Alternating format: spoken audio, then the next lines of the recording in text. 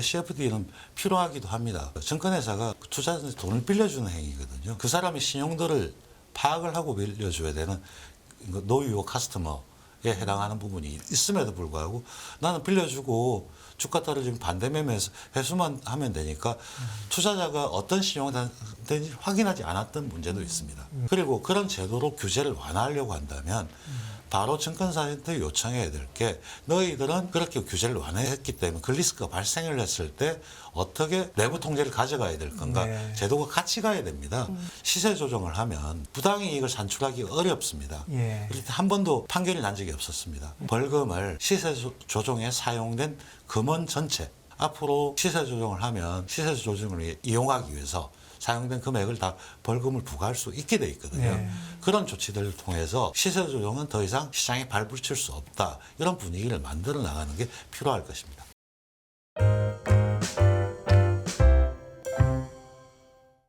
더불어민주당의 이용구 국회의원 모십니다. 안녕하십니까? 예, 안녕하세요. 네.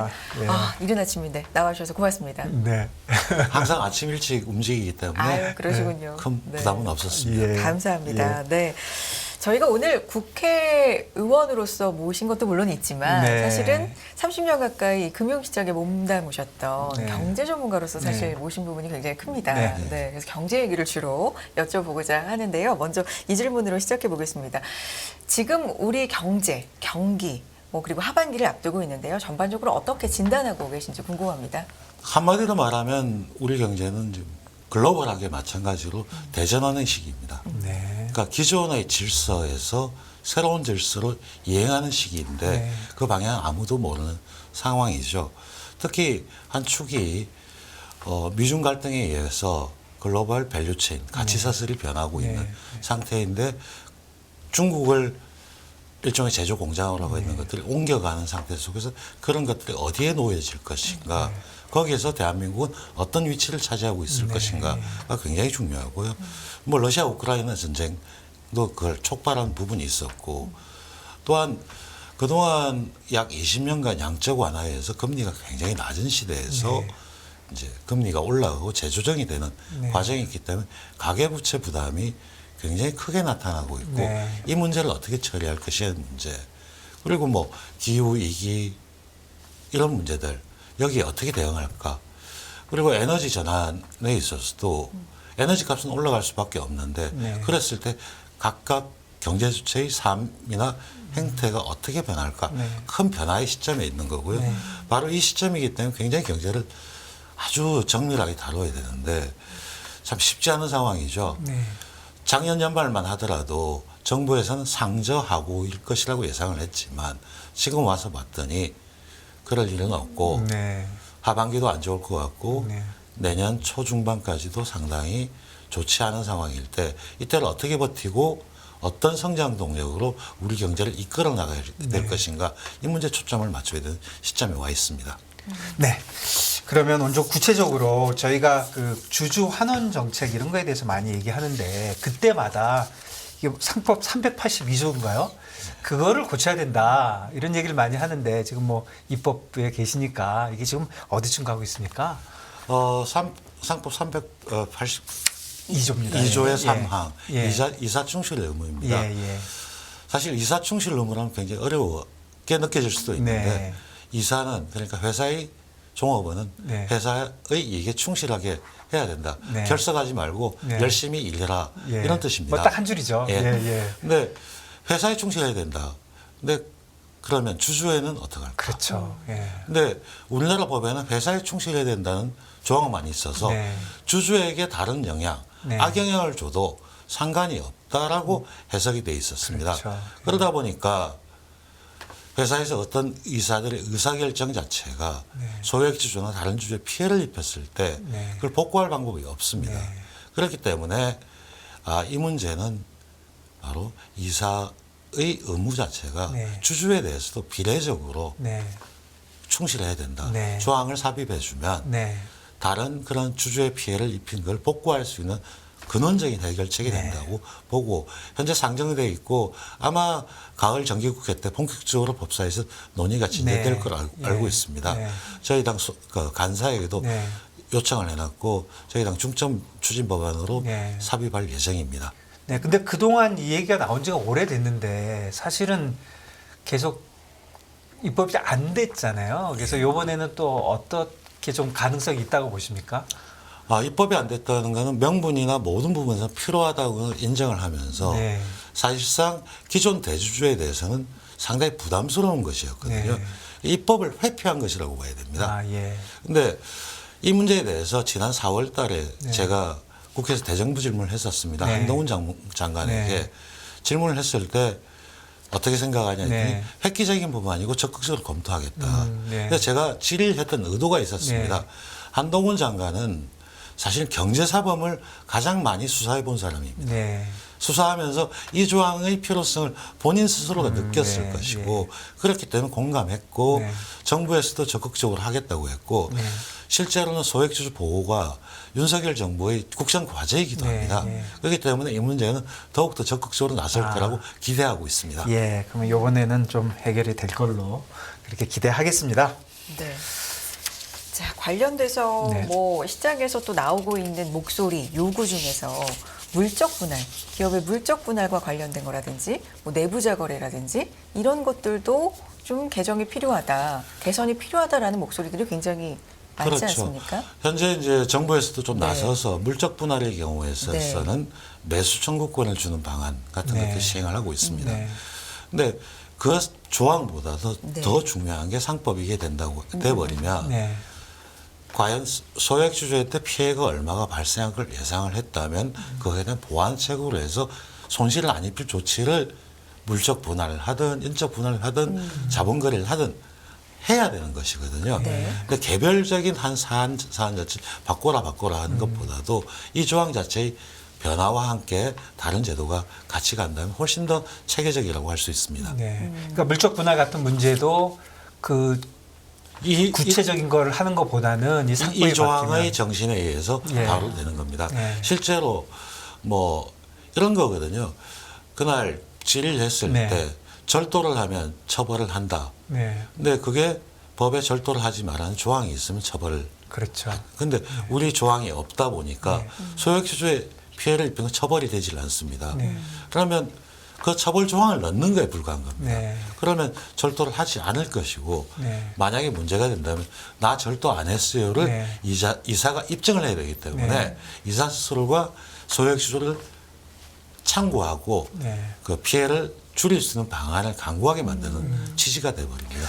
그러니까 이사의 의무에 지금 주주에 대한 의무를 넣는 게 그만큼 중요한데 물적 분할에 대해서 조금 더 말씀드리면 이게 아직 개정은 안 됐지만 LG 화학 그 문제 같은 물적 분할은 지금은 좀 어렵게 됐지 않습니까? 그 관련돼서 좀 얘기 좀 해주시죠. 사실은 이제 물적 분할의 경우에 매수 청구권을 주는 방안하고 두 가지가 같이 가야 됩니다. 네.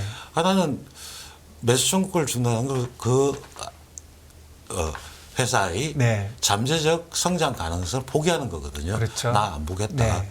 그래서 근데 사실은 성장 가능성을 기대하고 있는 경우가 네. 있어가지고 사실 그 모회사의 주식을 주는 것도 하나의 방법입니다. 네. 그러면 일정 정도 내 모회사 주식을 받아버리면 네. 그 회사를 가지고 그 회사 성장의 과실 같이 향유를 할 수가 네. 있는 그런 선택권을 줘야 됩니다. 네. 근데 이 경우에 딱 한 가지 걸리는 문제가 있습니다. 네. 뭐냐면 모회사의 주주가 줬을 때 증여세의 문제가 하나 발생하고 네. 있거든요. 네. 그럴 땐 세법도 이제 같이 고쳐야 되고 네. 그 부분에 대한 개정안도 발의해 놨습니다. 네. 그렇군요. 네. 자, 이제 시장 얘기 네. 좀 해보도록 하면 흔히 우리나라 시장을 얘기할 때 의원님 코리아 디스카운트라는 얘기를 좀 많이 하지 않습니까? 근데 예전에는 이 코리아 디스카운트 의미 안에 지정학적 리스크가 좀 많이 들어가 있었다면 요즘은 여러 가지 다른 의미들이 좀 네. 많이 들어가 있는 것 같아요. 이런 부분도 이제는 좀 오명을 벗어야 되지 않을까라는 생각이 드는데. 근데 가장 핵심이 네. 네. 주주는 회사의 주인이거든요. 네. 그리고 증자를 하거나 뭐 IPO를 하는 거는 새로운 주주를 모신다는 겁니다. 네. 주주를 모셨으면 당연히 그 주주에 대해서 주인을 대접을 해줘야 됩니다. 네. 근데 현재까지 지금 우리나라의 회사들은 가지고 있는 태도가 네. 주주를 모시는 데만 관심이 있지 네. 그 주주를 어떻게 대접을 할 거에 관심을 안 두고 있었거든요. 네. 주주를 어떻게 대접할 것이냐. 네. 이 문제가 바로 주주 환원율이고 네. 배당이나 자사주 소각이나 이 조치에서 성과가 있으면 주주에 돌려줘야 되고 네. 성과가 없으면 책임을 져야 되는 네. 이런 과정을 만드는 게 자본시장의 핵심이라고 생각합니다. 네. 그러면 결국은 이제 주주가 사실 회사의 주인이 주주지 않습니까? 뭐 전체적으로 볼 때. 그런데 과연 이제 우리나라에서 회사의 주인을 진짜 주주로만 보고 있는지 이런 의문이 들 때도 좀 있는데 예를 들면 우리 은행의 주인이 주주라고 보고 있는 거 맞습니까? 은행의 경우는 조금 다른 부분이 있다고 보입니다. 네. 은행은 기본적으로 네. 주식회사기도 하지만 네. 은행법이나 예금자 보호제도에 의해 가지고 네.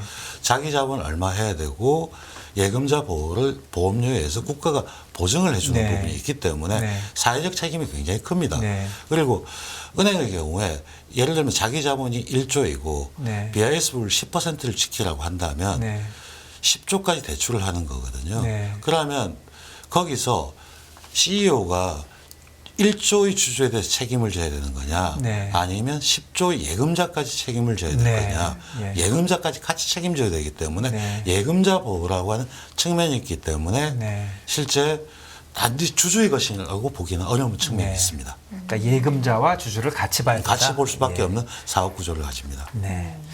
그렇군요. 또 요즘 많이 나오는 얘기 중에 일본이 요즘 좀 뭔가 바뀌었다고 해야 되나요? 잘 나가야 된다고 해야 되나요? 그러다 보니까 일본의 이런 주주 환원 정책에 대해서 좀 살펴보니까 뭐 저희보다 많이 앞서가는 그런 게 좀 보이는데 관련돼서 좀 설명 좀 해주시죠. 우리가 잊어먹고 있던 게 네. 아베노믹스를 이야기할 때 아베노믹스의 몇 가지 축 중에 하나는 네. 노동자 임금 올려줘야 된다. 네. 그리고 M&A가 활성화돼야 되고 네. 주주에 대해 주주가 제 역할을 못하면 네. 적대적 애매를 할 수 있는 네. 그런 제도를 아베 정권이 굉장히 과감하게 도입을 했었습니다. 네. 예. 그런 도입했던 결과들이 이제 나타나기 시작을 네. 하는 겁니다. 예. 실제로 몇 년 전에 워런 버핏이 일본 상사에 대해서 투자를 했던 이유도 보면 네. 투자를 했을 때 자신이 보호될 수 있는 장치가 있어야 되는데 네. 그 장치가 있는 곳과 없는 곳에 대한 투자는 다릅니다. 아무리 회사가 좋다고 할지라도 자의적으로 임의적으로 그렇죠. 개입이 일어나서 네. 자신의 손실이 일어났을 때 복구할 방법이 없다면 네. 하지 않는 것입니다. 우리나라에 대한 투자들이 저평가되는 원인은 바로 거기에 있다고 보입니다. 예. 일본이 지금 이렇게 증시도 잘 나가고 뭔가 금융시장이 변화를 보이는 것 같다라는 평가를 글로벌적으로 받고 이런 데는 단시간의 노력이 아니라 그동안의 준비가 좀 꾸준했다. 결국에는 잃어버린 20년, 30년 네. 해오면서 이런 식으로는 도저히 자신들이 살아남을 수가 없다라고 절박함이 있었고 그 중에 하나가 노동시장과 그리고 자본시장에 대해서 어떤 변화를 줘야 된다. 노동시장에 노동조합에 대해서 허용을 해주고 임금을 올려라. 네. 고 하는 걸 아베가 강하게 요구를 했고 또 경단련에 대해서도 주주 환원 정책이나 이런 제도에서 적극적으로 나서라고 하는 앞장섰던 게 있었습니다. 네. 한 걸음 앞서간 것입니다. 네. 근데 그동안은 그렇게 잘 모르고 있다가 최근에 많이 이제 부각이 되고 있는데 특히 뭐 얼마 전에 뉴스를 보면 그 PBR이라고 그러나요? 네. PBR이 1 이하인 기업들은 뭐 대책을 내놔봐라.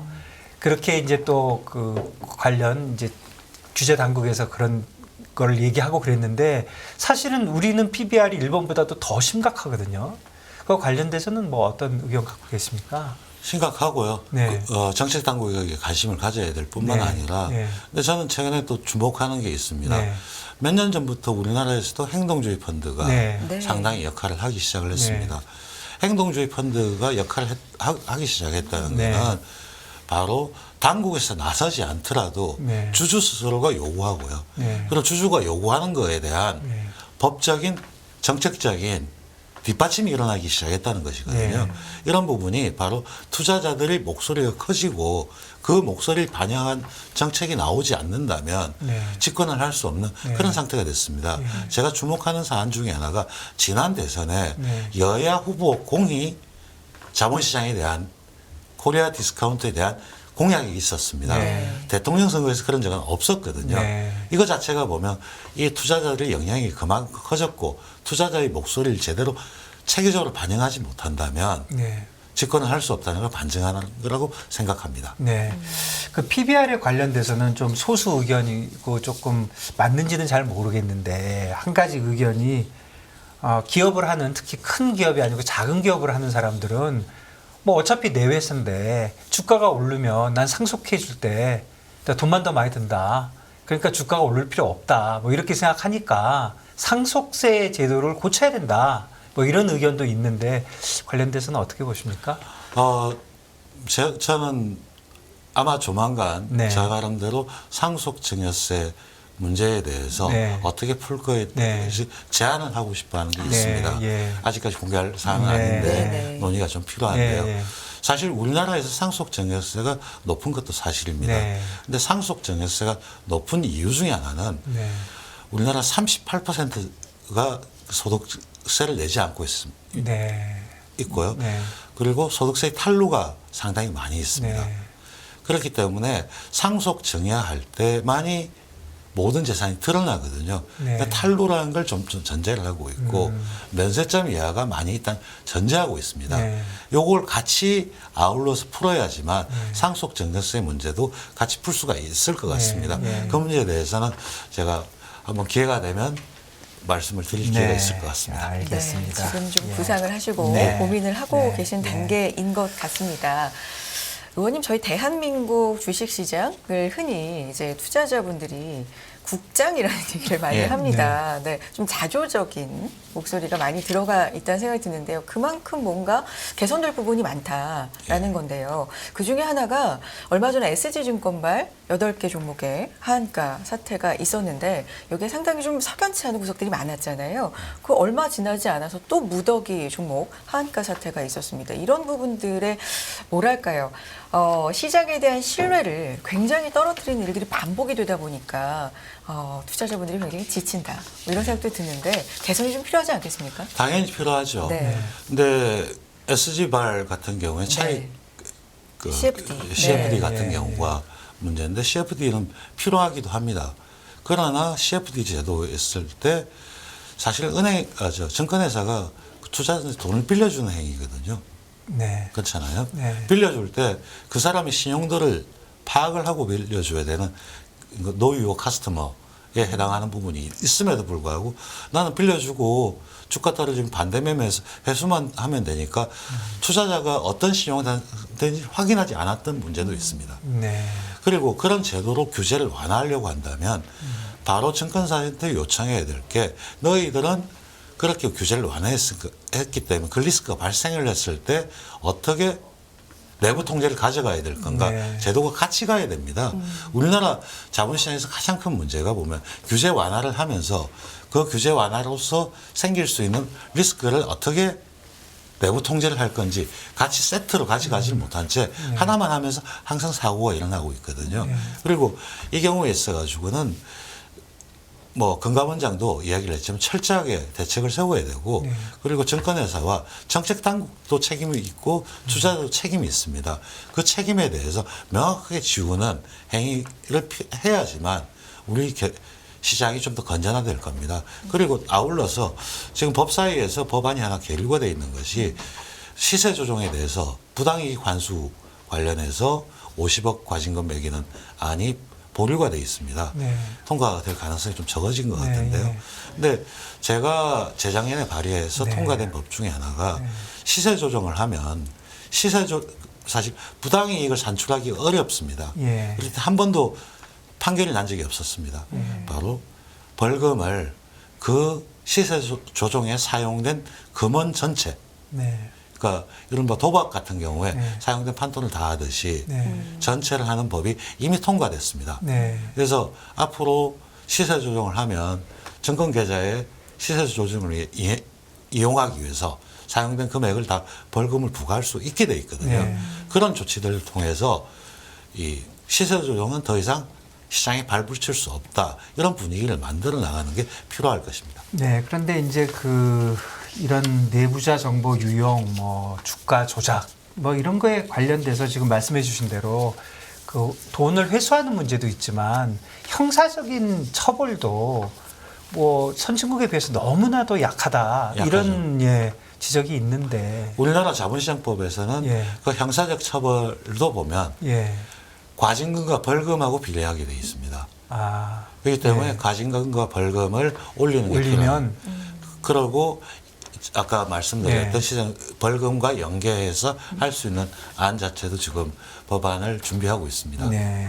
그거는 형사적인 걸 고치는 게 아니라 이걸 고치면은 자본시장법을 따라서 바꾸면 그거에 대한 예, 근거에서 그렇군요. 양형 기준에 따라 가지고 바뀌게 돼 근데 있습니다. 확실히 그런 건 있는 것 같아요. 이거 뭐 무서워서 못하는 거는 사실 그렇게 돼서는 안 되겠지만 처벌이 너무 약하다는 거는 이 사람 개인한테 주는 효과가 확실히 다른 거잖아요. 예. 그러니까 뭐 외국에서 일하면 아 내부자 정보를 이용하면 나는 감옥 가서 평생 못 나와 이런 게 머릿속에 박혀 있는데 국내 시장에서는 조금 야 이거 뭐 잘만 하면 뭐 예. 이런 분위기가 좀 깔려 그- 있는데 예, 그게 예. 있습니다. 예.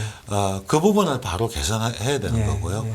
그리고 정책적으로 모든 걸 하지 말라고 하는 것이 아니고 예. 법 취지를 지어주고 네. 거기에서 일탈을 했을 때는 네. 아주 과감한 네. 형벌을 주는 이게 바로 네거티브 시스템으로의 네. 전환이 이고요. 네. 제가 시장에 있다가 정치를 하고 싶어 했던 이유 중에 하나가 바로 우리 시장을 제대로 하려면 이런 시스템을 바꿔야지 네. 시장이 갈 수 있다. 그리고 이 내용들은 실제로 정책을 받아들이는 사람이 네. 어떻게 반응할지 이해하는 사람이 정책을 해야지만 효과적인 정책이 될 수 있다. 이런 생각을 했기 때문에 정치를 시작한 것이거든요. 그리고 또 한 가지 제가 한번 여쭤보고 싶은 거는 지금 뭐 정치 입법 이런 얘기도 해주셨지만 사실 뭐 시장에 있는 사람들의 태도도 뭐 그렇게 다 잘하고만 있다 이렇게 볼 수 없는데 그 미흡한 점은 어떤 걸로 보십니까? 항상 보면 누구나 그럽니다. 잘 못되면 이유를 남 탓을 하기 네. 쉽습니다. 네. 근데 자본시장에 있어서는 철저하게 자기 책임의 원칙이라는 네. 게 필요합니다. 네. 그걸 제대로 지켜주는 게 필요하고요. 네. 그리고 항상 투자를 할 때는 네. 제대로 공부를 하고 네. 투자 대상물에 대해서 명확하게 이해를 네. 하는 게 필요합니다. 네. 그런 부분에 대한 투자 문화도 이제 서서히 바뀌고 있는 것 같습니다. 예, 그렇군요. 외국과 비교해서 이 부분은 우리가 한참 좀 모자라기 때문에 좀 따라가야 되는데 지금 말씀 중에도 여러 가지가 나왔습니다만 또 추가적으로 말씀해 주실 부분이 있다면 이 특히 부분에 자본시장의 대해서는 경우에 네. 있으나 네. 네. 뭐 공정거래법 이런 네. 이슈에서 보면 가장 중요한 게 공시 의무입니다. 네. 회사가 무슨 일을 할 때 사실 자본시장에는 가장 중요한 게 정보 그렇죠. 비대칭성에 예, 예. 따른 그렇죠. 비효율성을 예, 예, 이야기하는데 예. 그러려면 그걸 막는 방법 공시하는 겁니다. 네. 어떤 행위를 해서 난 어떻게 했다 네. 다 공개를 해주면 네. 투자자가 알아서 당신 잘못한 거야 하고 소송을 할 수 있죠. 네. 그러면 공시제도와 소송을 통한 회복할 수 있는 네. 그걸 단축시켜주는 제도가 가장 핵심이라고 봅니다. 네. 저 같은 정치인의 경우도 모든 행동이 다 공개가 되기 때문에 네. 스스로가 자율규제를 하게 돼 있거든요. 네. 사실 시장의 경우에서도 마찬가지로 저는 가장 중요한 게 공시 의무고 네. 공시 의무를 제대로 못했을 때 페널티는 아주 강해야 된다. 네. 그리고 공시에서 법원에서 문제가 없다 하면 거의 문제가 되지 않는 네. 이런 문화를 정립하는 것이 가장 중요하다고 봅니다. 네.